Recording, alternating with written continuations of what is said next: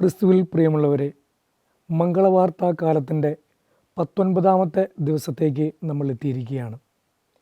ഇന്ന് നമുക്ക് വിചിന്തനത്തിനായിട്ട് തന്നിരിക്കുന്നത് ലൂക്കായുടെ സുവിശേഷം 1-ാം അധ്യായം 67 മുതൽ 80 വരെയുള്ള വാക്യങ്ങളാണ്. സക്കറിയായുടെ പ്രവചന ഗീതം. പരിശുദ്ധാത്മാവിനാൽ നിറഞ്ഞ സക്കറിയ പ്രവചിക്കുകയാണ്. സ്നാപക യോഹന്നാനെക്കുറിച്ചും യേശുവിൻ്റെ വരവിനെക്കുറിച്ചെല്ലാം. സ്നാപക യോഹന്നാൻ സക്കറിയായുടെ പുത്രനാണ്. എങ്കിലും സക്കറിയ തൻ്റെ കുഞ്ഞിനെക്കുറിച്ച് വ്യക്തമായ ഒരു പ്രവചനം ആ ഗീതത്തിലൂടെ നടത്തുന്നുണ്ട്. സക്കറിയ മദ്ബഹയിലെ ശുശ്രൂഷ ചെയ്തുകൊണ്ടിരിക്കുന്ന ഒരു പുരോഹിതനാണ്. പക്ഷെ പരിശുദ്ധാത്മാവിനാൽ നിറഞ്ഞപ്പോൾ തൻ്റെ കുഞ്ഞ് ആരാണെന്നുള്ള അറിവിനേക്കാൾ അപ്പുറം തിരിച്ചറിവിലേക്ക് സക്കറിയ മാറി. അതാണ് ആ പ്രവചന ഗീതം. വിശുദ്ധരായ പ്രവാചക ശ്രേണിയിലേക്ക് യോഹന്നാനെ ചേർത്ത് പിടിക്കുന്നു. ദൈവപുത്രനെക്കുറിച്ചുള്ള ലോകത്തിൻ്റെ പ്രകാശമായ ക്രിസ്തുവിനെക്കുറിച്ച് പ്രവചിക്കുന്നു.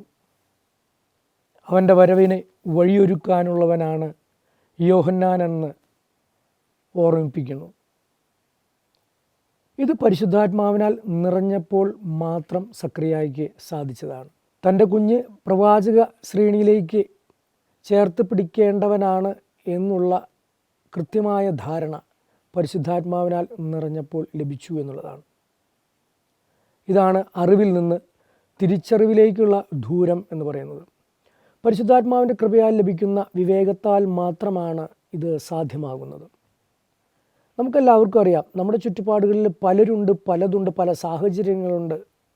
പക്ഷെ ഇതൊക്കെ എന്താണ്, എന്തിനാണ്, ഞാൻ ആരാണ്, ഞാൻ എന്തിനാണ്, ഞാൻ എവിടുന്നാണ് എന്നൊക്കെയുള്ള തിരിച്ചറിവുണ്ട്. അത് പരിശുദ്ധാത്മാവ് നൽകുന്ന ഒരു വിവേകത്താൽ മാത്രമാണ് നടക്കുന്നത്. ജെറമ്യാ പ്രവാചകൻ്റെ പുസ്തകത്തിലൂടെ നമ്മൾ വായിച്ചറിയുന്നുണ്ടല്ലോ, എനിക്ക് നിന്നെക്കുറിച്ചൊരു പദ്ധതിയുണ്ടെന്ന്. അത് സക്കറിയ തൻ്റെ കുഞ്ഞിനെക്കുറിച്ച് പറഞ്ഞതുപോലെ തന്നെ നമുക്ക് ഓരോരുത്തർക്കും അതുപോലെയുള്ള ഒരു ജീവിത ലക്ഷ്യമുണ്ട്. നമ്മളും നന്മയുടെ തുടർച്ചയാണ്.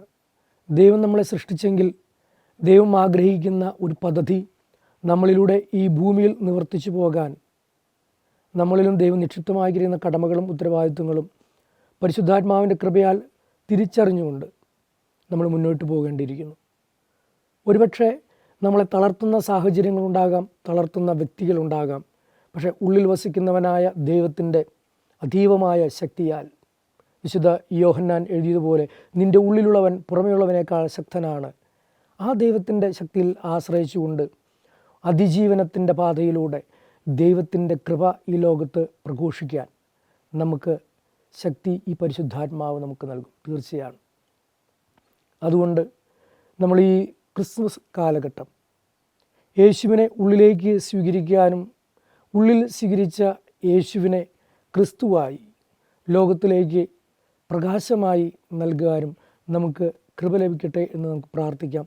എല്ലാവരെയും ദൈവം സമൃദ്ധമായി അനുഗ്രഹിക്കട്ടെ.